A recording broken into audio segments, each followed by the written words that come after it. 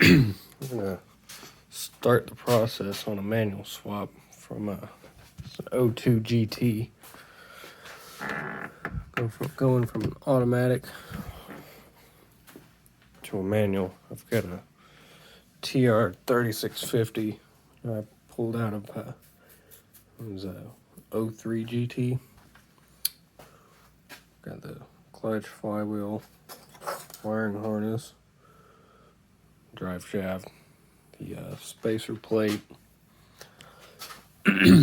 Guy wouldn't let me get the pedal assembly and steering column with the lock, so went and pulled this out of my other cars.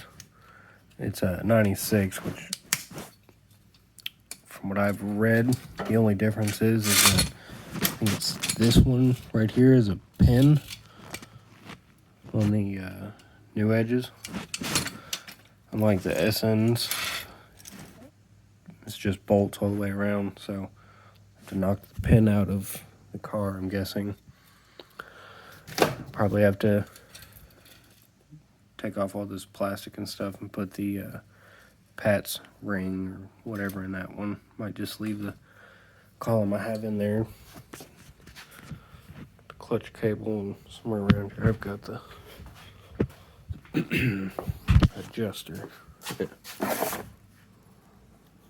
So all that goes along with it. This piece, the new quadrant, instead of the factory, whatever you call it, adjustable quadrant.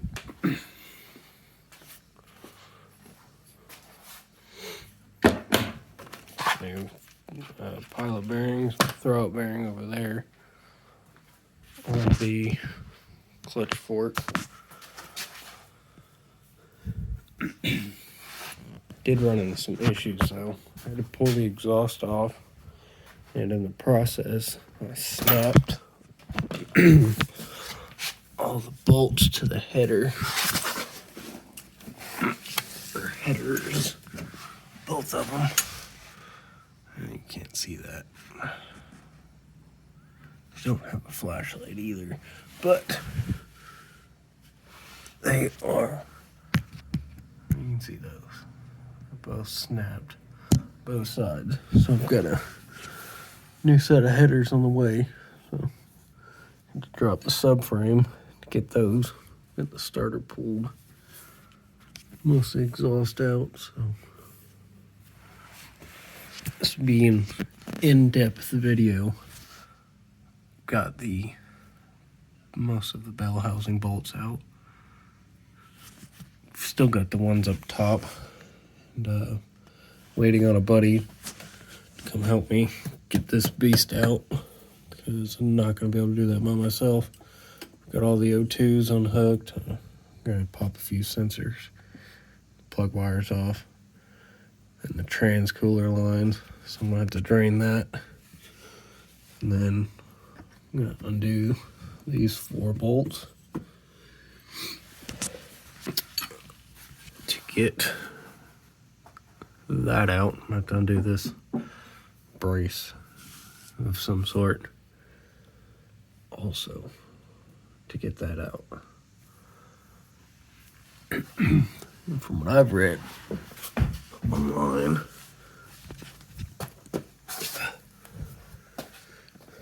with the way the automatics are, is you'll have to, I'll just pull this out right now.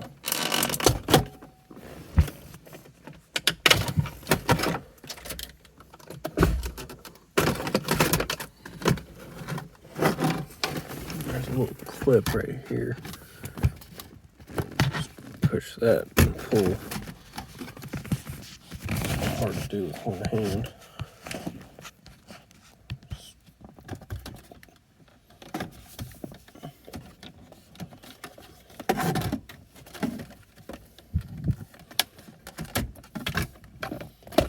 That comes out like that. But what I've read is once you get that out, you've got to trim the metal back there to go grab a flashlight and show you. Couldn't find a flashlight, so I'm just gonna let the dome light do its trick.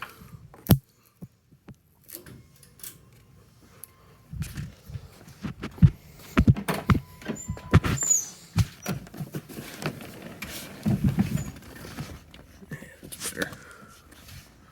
So that metal right there, just get that white spot. You gotta trim there around it to make room. So I'm gonna pull out this whole centerpiece and redo my CarPlay wire. I'm not sure where I'm gonna put that, but it's gonna go somewhere else besides there because that gets on my nerves. And once I get a shifter there, probably get on my nerves even more. So I'm gonna do that.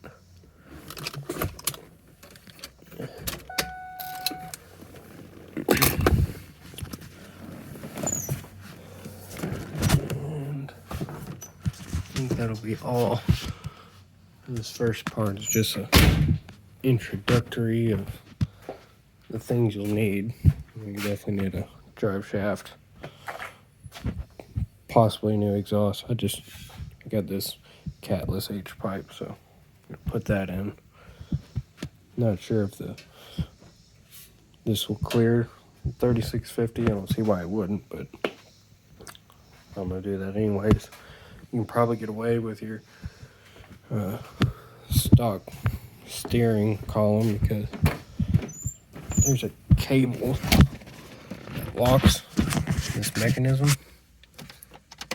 for like if you have it in gear, it'll turn on and off like that. But as soon as you like say drive, it won't lock it. Put it in park, it'll go back that extra distance. Here's a cable. So yeah, I think that's it right there. That runs up to your steering shaft and unlocks and locks that. So probably just leave that in the park position. Move the cable so that it goes both ways. But I'm a bit of a perfectionist when it comes to stuff like this. Oh, most people say the computer needs to be messed with. There is, depending on your tuner and whatnot, you can take it to a shop. The one I'm going with, he said, as long as I've got one of these, wherever it went, that's the cable, where's the device? Either way, one of those SCT X4s, he said he'll be able to program, make a custom file for the tune to get rid of the automatic functions. So I'm gonna get you one of these.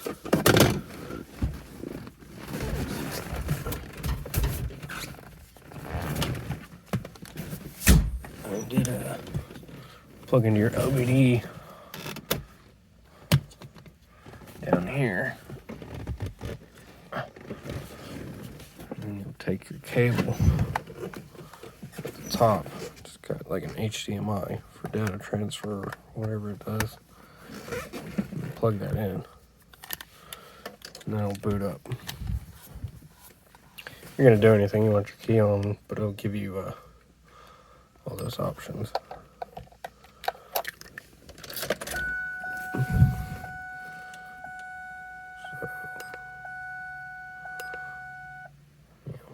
It'll take you through a process, do its thing.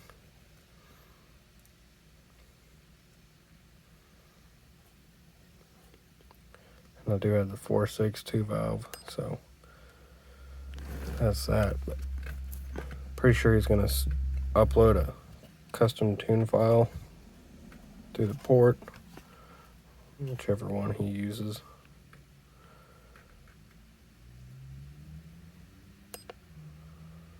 And this thing's pretty cool. You can change all that, but it does not give you the option to completely turn off the shift functions of the automatic.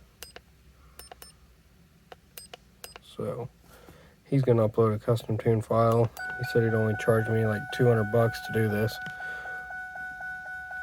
so I can keep the stock computer, which is registered to this VIN, and my mileage and all that stuff, so I don't have to worry about the PATs, which pretty excited about that, because I don't like having all that mismatched stuff, like I was saying earlier.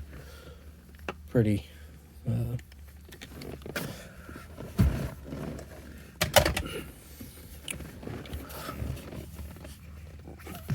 bit of a perfectionist when it comes to stuff like that. Now for this shift column, I'm gonna have to run it with this one for a while until I get a boot. We're gonna pull apart and find one of these with the leather insert and whatnot.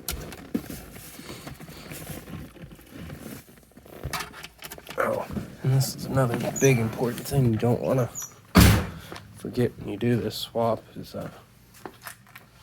there are these like insulators between the shifter and the car. This one's kind of messed up, but I mean it'll do for now. But that keeps all the whatever's underneath the car from getting in through the shifter. So there's going to be a big hole there. Little rubber isolator does its thing. And that'll also give you like a good template to where you need to cut, so the whole thing will fit in your car.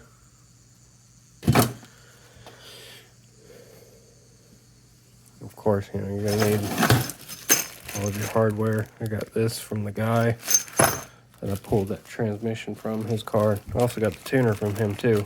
Really good deal.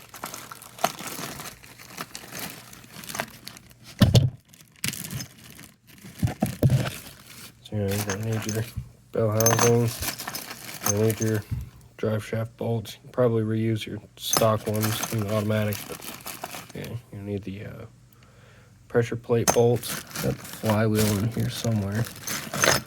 There's one. Some flywheel bolts. Probably best to get new ones. I'm not sure if these are torque to yield and whatnot, or stretch bolts, whatever they call them. Another thing that helps is big old extensions. Getting those top bell housing bolts, because obviously you're not going to be able to reach it from here. Probably already be done with this whole swap if it wasn't for these headers, because as you can kind of see, there's no way you're going to pull off some headers. That little bitty hole, especially over here. So you either lift the whole motor out and deal with all that, but I just put a rebuilt motor in this, so I'm not gonna pull it out again. There's no need for it. So I'm just going to drop the subframe on it with a buddy's help. When he comes over here and helps me with that transmission, we're gonna drop that subframe and everything attached to it, and throw those headers in when they come in, which will probably be next week. But this will be an in-depth how-to, because everything I've seen on YouTube is just little bits and pieces. No one really goes into detail of how to do this.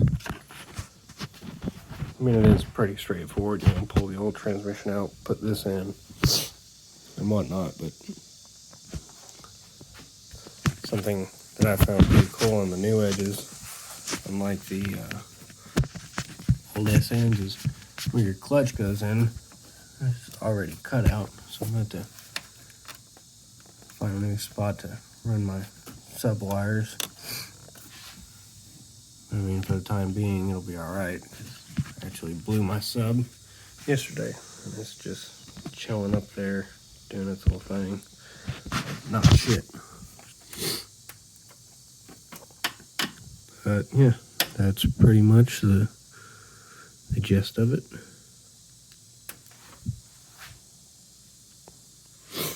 And once I get around to doing all of this, I'll record as much of it as I can, and the install and what kind of issues I might run into. And what I've read, you might, before the tune, you'll have issues with the way it idles, because this is getting weird input or the mass airflow. It's one of the two, and that's something that the tuner will have to do, or you can of course go pull a computer out of a donor car, which that's a really simple, I say really simple, but it's not too hard. You pop this up and you pop that piece out, pull this out. There's a couple of plugs here, they might get in your way, and then there's the computer back in there. I'll pull this off and show you. I know a lot of people have issues with these little tabs right here. I like to just, if I can, pop it out a little bit, flathead. I'll take like a crowbar and get it in between and slowly pry on it so that it doesn't mess up all of those little things. It's about normal.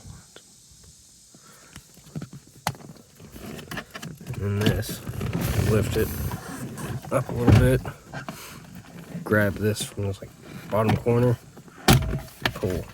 It comes out really easy. There's some plugs I was talking about. You'll have to move those out of the way. And there's a little 8 mil. I think it's an 8. It's an 8 or a 10 right there. You can kind of barely see it. You've got to undo that. That's new. My SN didn't have that. It's probably a little 5 mil. So you might have to undo it from the cage. What's that? Not a 6. So it probably is about a 5.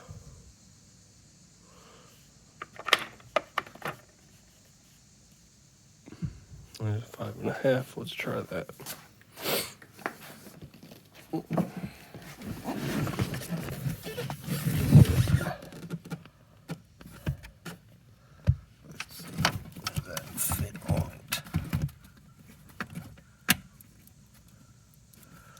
So it's a 5.5 millimeter. You want to do that. There's probably a couple more around there. I just can't see. Can't find my flashlight. Maybe you don't have to undo that. So all these clips are on this little bracket right here. Little metal bracket. It's got a bolt there. It's probably a 6. There's another one right there. I bet there's one in here. Underneath all that plastic tape. Huh. You undo that and then boom, you have access to that 10 mil. It'd probably be a whole lot easier than fiddling with that, because once you probably have to fiddle with it either way. Just to get it to come out of place. But yeah, there's that. And there's your ground for your computer, I'm guessing.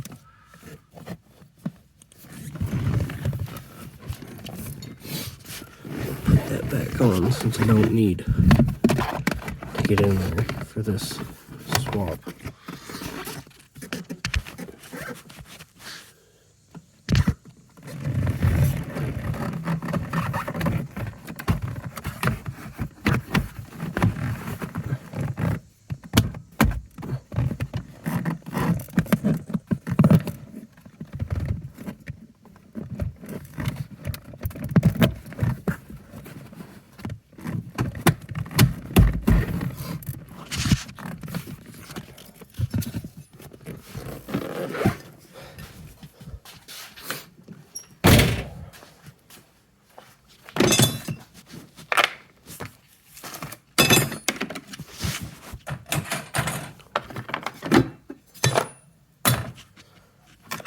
Basically what happened to the exhaust studs. It snapped right there. That cut wasn't there. I was just testing to see if that blade would actually cut through it here in the vise. So I stuck it in there and tested it and cut through it. So I was like, all right. I cut off one that was under there because it couldn't reach it. I was trying to strip out, it wouldn't break. So I was like, well, all three of them are broken besides one, so I got to cut through it anyways.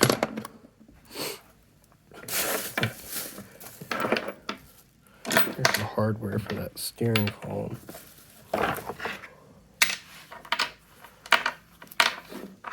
These are them 4 bolts. One of those is a stud on the new edge.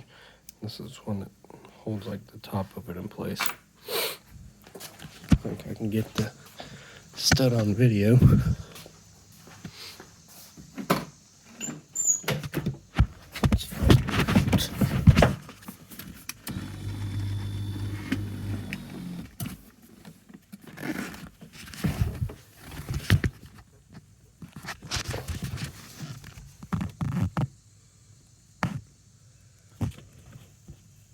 There it is.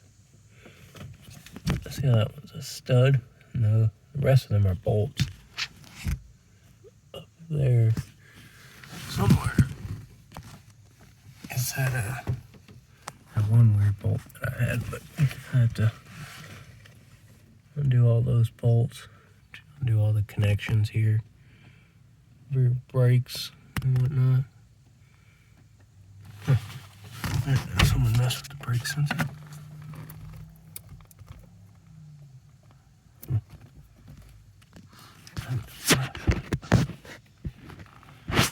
But yeah, that's pretty much the gist of it.